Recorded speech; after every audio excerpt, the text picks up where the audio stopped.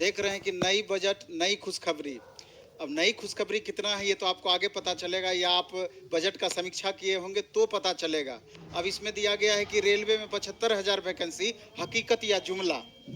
क्योंकि आप देखे होंगे कि 75,000 वैकेंसी की चर्चा एक न्यूज चैनल वाले ने की है, लेकिन इसके अलावा कहीं पर भी 75,000 वैकेंसी के बारे में आप न्यूज पेपर में देख लीजिए, कहीं भी देख लीजिए। हम तो देखने की कोशिश की, हमको तत्काल पता नहीं चला। लेकिन न्यूज चैनल चूंकि दे रही है तो न्यूज चैनल भी अपने हिसाब से डायरेक्ट नहीं दे सकती है जब तक कि उनको क्लू नहीं मिला होगा। और वैसे भी ये बात मान करके चलना है कि मोदी सरकार 10 लाख युवाओं को रोजगार देने की बातें कही थी। 10 लाख में से आप देखेंगे ये सिर्फ रेलवे की बातें नहीं थी, ओवरऑल सभी विभाग को मिला करके 10 lakh vacancy step by step देने की बातें कही गई थी। और इसका देखेंगे कि जिस तरीके से एसएससी अपना वैकेंसी का पिटारा खोला, इसी तरीके से अन्य डिपार्टमेंट से भी, चूंकि 2024 में इलेक्शन होना है, आपको वैकेंसी लगातार देखने को मिलेगी। और आप देखे होंगे कुछ दिन पहले राज्यसभा में ये प्रश्न उठाया गया था कि टोटल अभी रेलवे में कितनी पोस्ट खाली हैं, तो वहाँ लगभग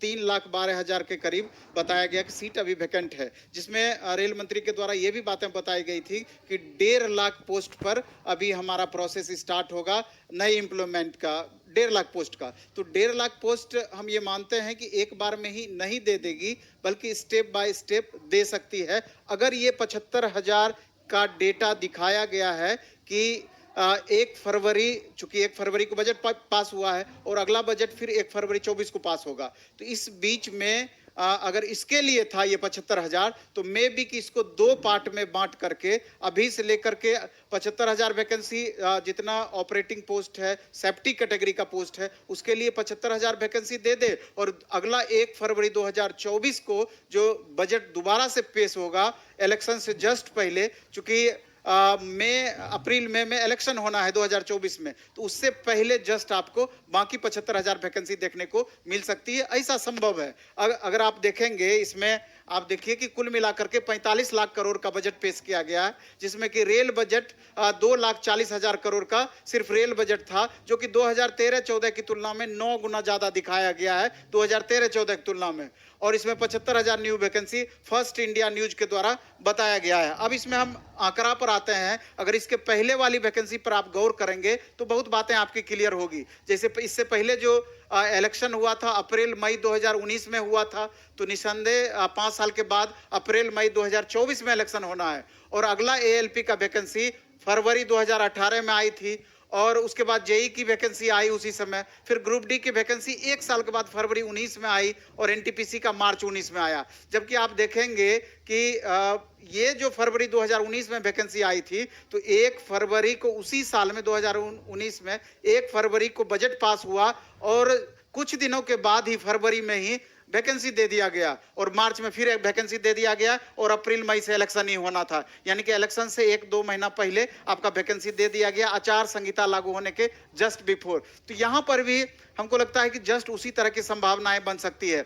अभी जहां तक वैकेंसी देने की बातें हैं, बताया जा रहा है, बहुत यूट्यूब चैनल पे देखेंगे फरवरी में वैकेंसी आएगी, मार्च में, मे बी कि फरवरी मार्च में आ जाए और अच्छी बात है, इससे अच्छा और क्या हो सकता है। लेकिन हमारा अपना मानना है कि चूंकि अभी ग्रुप डी का प्रोसेस चल रहा है, एनटीपीसी का प्रोसेस चल रहा है। कुछ दिन पहले एक रेलवे अधिकारी से बात हुई थी, उनका कहना था कि अभी तो सर हम इसी में परेशान चल रहे हैं कि जब तक ये प्रोसेस नहीं पूरा हो जाएगा, नई वैकेंसी के बारे में हम कैसे सोच सकते हैं। तो चूंकि मार्च वगैरह में क्या होता है कि मार्च में किस जोन में कितनी सीट वैकेंट है, ओवरऑल उसका लेखा जोखा ब्यौरा पूरा सबमिट किया जाता है, तो मार्च के बाद ही एक संभावना बनेगी, पूरा डिटेल लिस्ट बनेगा। वैसे भी आप देखे होंगे कुछ दिन पहले एक आरटीआई में कि जून तक कितनी वैकेंसी खाली है उसका डिटेल मांगा गया है। तो उस आधार पर भी अगर आप आंकड़ा लगाइएगा तो जुलाई अगस्त में वैकेंसी आने की बातें होगी। लेकिन अपना प्रयास होगा, 2 बार बीच में ट्विटर कैंपेन भी किया गया जल्दी वैकेंसी देने के संदर्भ में। लगभग 4 साल क्रॉस कर चुकी है, अभी तक वैकेंसी आपका नहीं आया है।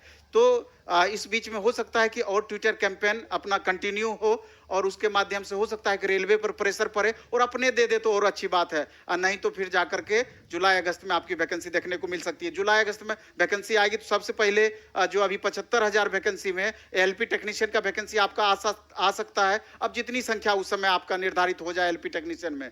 इसके बाद जेई सीनियर सेक्शन इंजीनियर, और जेई का जब भी वैकेंसी आता है उसमें डिपो मटेरियल सुपरिटेंडेंट और भी एक दो पोस्ट होता है, उस सब का मिला करके वैकेंसी दिया जाता है। तो अप्रोक्स आप समझ सकते हैं कि 14-15 हजार या 16 हजार के करीब वो technical post JE senior section engineer या अन्य पोस्ट मिला करके आ सकता है, और बाकी वैकेंसी आपका एलपी टेक्नीशियन का देखने का मिल सकता है।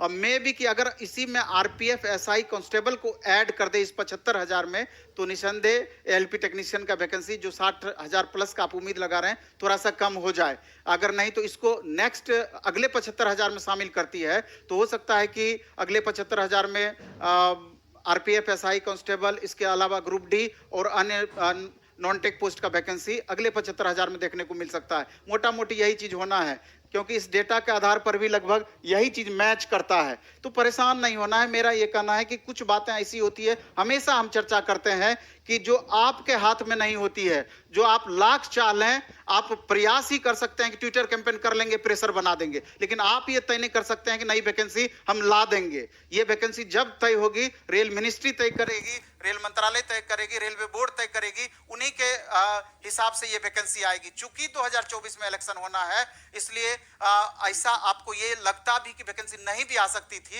लेकिन इलेक्शन एक बहुत बड़ा कारण है जिसके कारण से आपको वैकेंसी आएगी ही आएगी।